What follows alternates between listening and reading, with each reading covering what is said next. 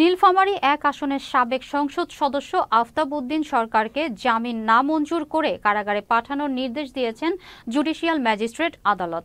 এর আগে ২০১৮ সালে নির্বাচনী প্রচারণায় বিএনপির চেয়ারপারসন বেগম খালেদা জিয়ার ভগ্নিপতি অধ্যাপক রফিকুল ইসলামের গাড়িবহরে হামলা, ভাঙচুর ও ডোমারের যুবদল নেতা মাসুদ বিন আমিনের কাছে ১০ লাখ টাকা চাঁদাবাজির অভিযোগে আসামিকে আদালতে তোলা হয়। শুনানি শেষে আদালত জামিন নামঞ্জুর করে কারাগারে পাঠানোর নির্দেশ দেন। ৫ মার্চ রংপুরের সেনপাড়া এলাকা থেকে তাকে আটক করে পুলিশ।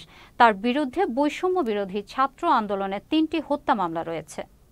আপনারা জানেন ইতিমধ্যেই নীলফামারী ডোমার-ডিমলার ১ আসনের সাবেক ফ্যাসিস্ট সরকারের ভোটচোর এমপি আফতাব উদ্দিন আহমেদকে নীলফামারীর ২টি মামলায়, রংপুরের একটি মামলায় উনি গ্রেপ্তার হয়েছিলেন।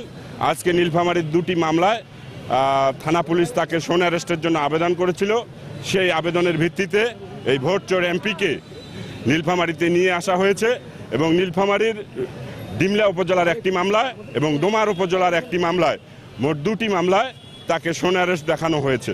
এই সোন অ্যারেস্টের পরে তাকে আবার কারাগারে প্রেরণ করা হয়েছে।